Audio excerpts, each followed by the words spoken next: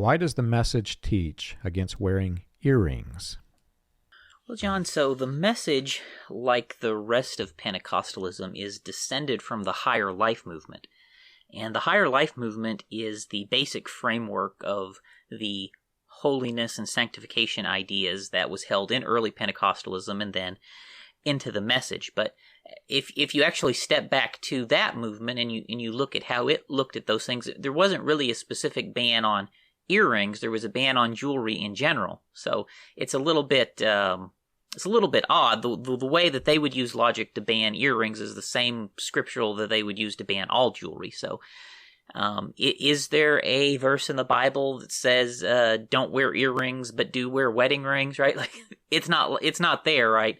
The verses you would really have to use to rationale your way into banning that sort of thing would ultimately lead you to the banning of all jewelry, which is what the Higher Life movement did. And so anyways, where does that idea come from? It's a holdover from the Message's ideas that it imported from Pentecostalism, which imported from the Higher Life movement that came before.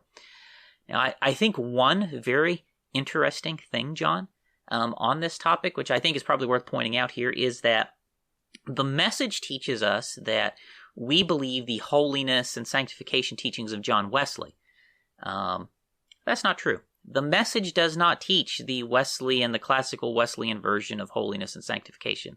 The Message teaches the Higher Life version of sanctification and holiness, and that is such a thing that, when I figured this out, it just blew my mind. And I'm sure if you're in the Message, this is blowing your mind too. If you're in the Message today, you do not believe the Wesleyan version of sanctification and holiness. You believe the Higher Life version of sanctification and holiness, okay? And here, I have complete volumes of all of John Wesley's sermons. I think I have read literally every sermon John Wesley ever preached. I know exactly what John Wesley taught on holiness and sanctification. And I'm telling you, the Message does not teach the Wesleyan version of holiness and sanctification. It teaches the Higher Life version.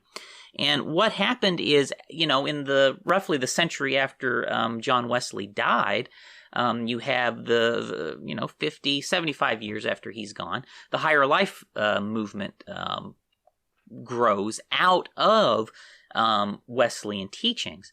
But the Higher Life movement changed several significant features of John Wesley's teachings. John Wesley would actually condemn the Higher Life version of holiness and sanctification. What you find is some of the significant things that the Higher Life movement changed is, one, they changed from progressive sanctification to instant sanctification.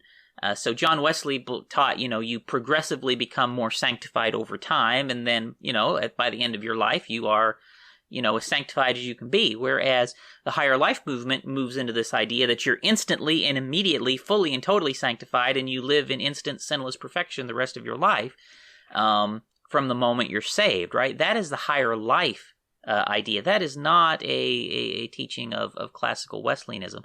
The other significant thing that they changed is the very definition of what holiness itself is. So John Wesley taught what you'd call outward holiness and inward holiness. And John Wesley taught that inward holiness is the real true holiness, and then outward holiness is not actually real holiness. That is just a good faith effort to emulate on the outside the true genuine holiness which is on the inside. And then that's when he developed his methods, which is Methodist, right? He developed his methods in order to how to show outward holiness, based on your true genuine inward holiness. And those methods are largely based on cultural norms. And so over time, those methods can change because those methods are not really based in Scripture. They're just based on practical implementation of these things. And so, but what you get with the Higher Life movement is they actually switch it up so that the outward holiness is just as critical to genuine holiness as inward holiness, which again, we're down a rabbit hole on this thing, but the point being, the Message does not teach classical Wesleyan sanctification or holiness. John Wesley actually would condemn the Message version of sanctification and holiness we're here today. The Message teaches the Higher Life version of sanctification and holiness. I avoid theology unless it's blatantly false. If it's blatantly false and the Message or something similar has taught it, I'll bring it up just simply because it's blatantly false. And I avoid the ones that can be argued to no end. I avoid those. But this about earrings is blatantly false. In the Message, I'm sure you heard it in your sect as well as mine, but we were told that those were the quote-unquote devil's stirrups. If a woman had that, they had her ear bored with an awl if she got the little piercing. And my wife, I remember when she got her ears pierced, this was a big deal. It took a long, long time, years, before she broke free from that bondage. And it's false doctrine, blatantly false doctrine, that earrings was the devil's stirrups, and you're going to hell if you do it. What's fascinating about this for me is that understanding the culture is part of the freedom. If you are indoctrinated with something that's blatantly false, and then you understand the culture, well, then you understand why it's blatantly false. And understanding the why is what's key to freeing yourself from the bondage that these men have placed you under. We did a similar study on the hair, right? The Message taught that if you cut your hair, some Message sects believe that you're doomed to hell. That's it. As soon as you cut the hair, even if you accidentally cut your hair, there are girls that live in mortal fear that somebody's going to accidentally cut their hair and they'll go to hell, because that's how bad these men have manipulated the doctrine. And they're not telling you that in the ancient culture, the women among the children of Israel for mourning would shave their heads. That's actually mentioned in the Bible. You shaved your head as a means to mourn. Well, I can assure you, if your head's completely shaved, you're still going to have short hair. It's the same as cutting, but it's completely shaved. And that was part of the customs. Now, earrings, it falls into a different category of holiness. Like you said, it's not so much about the earrings where William Branham heard it. It's about the jewelry itself. And that's not limited to the Message. That's not limited to Pentecostalism. That's limited to people who were poor studies of the Bible, who got into positions of limited power in the sects of Christianity that they created. And I say that because had they understood the culture and all of the passages about modesty, and I mentioned this also in a previous question about how some of the words and verbiage has changed over time from the King James English, but the word modesty for its era, whenever these new doctrines of Christian modesty were being reintroduced, modesty at that point in time meant showing flesh. If you were immodest, you were showing your flesh. But it was much broader than this. The doctrine of the jewelry fell into the gaudiness. You were immodest because you were showing too much of your wealth. You were flaunting it, basically. And so then that turned into, well, let's not show any jewelry. Women are not allowed to have jewelry.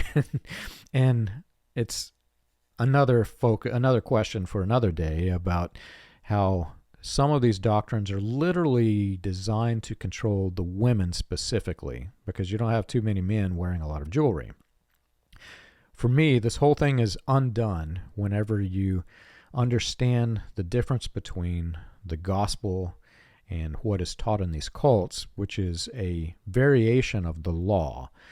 In Galatians, it says if you're led by the Spirit, you're not under the law, and it talks about, it's Corinthians, it talks about the letter of the law leads to the death of the soul. These men who don't understand the Bible itself, they had to have read this. I'm a little shocked that this developed into a devil's stirrups doctrine.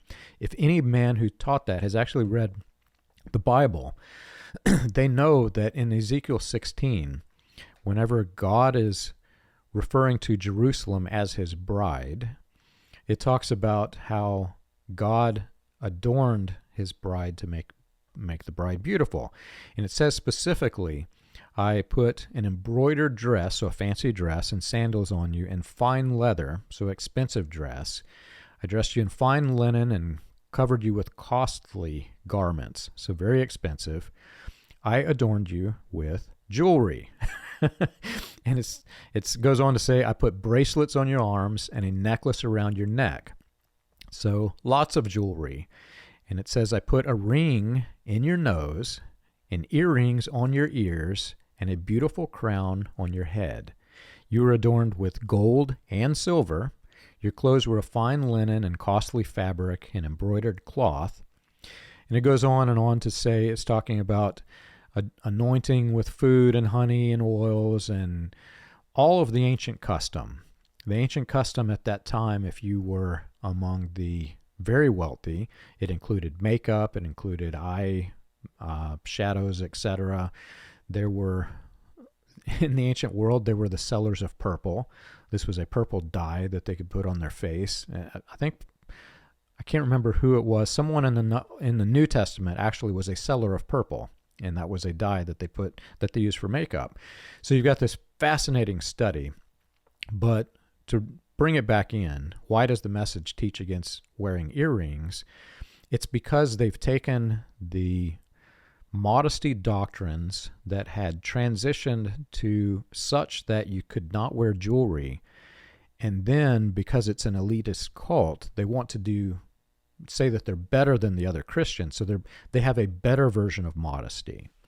And that better version included no wearing earrings, and they heavily ridicule women for wearing them. I've heard it in multiple sermons, in multiple churches in the message cult. And yet God put expensive jewelry with a nose ring, Charles, and earrings on the bride, which is symbolically referring to Jerusalem. I can guarantee you that if a girl were to show up with a nose ring in any one of the churches that I grew up in, she would be ran out of the church. And that's how God dressed up the bride. Yeah, we might be able to give a shout out here, John. There is a group out there called Berean Holiness. They've got a website out there where they actually deep dive quite a few of these topics in a very thoughtful way. That I think, might be helpful to people exiting the message. So, you might go check that out and find some really good detailed analysis of these topics. So obviously it's more than we can go in here in any sort of an in-depth or deep way to look at that. But yeah, in a nutshell, the message inherited its teachings from the Higher Life movement, which there's a lot of other movements that also inherited those teachings from there as well.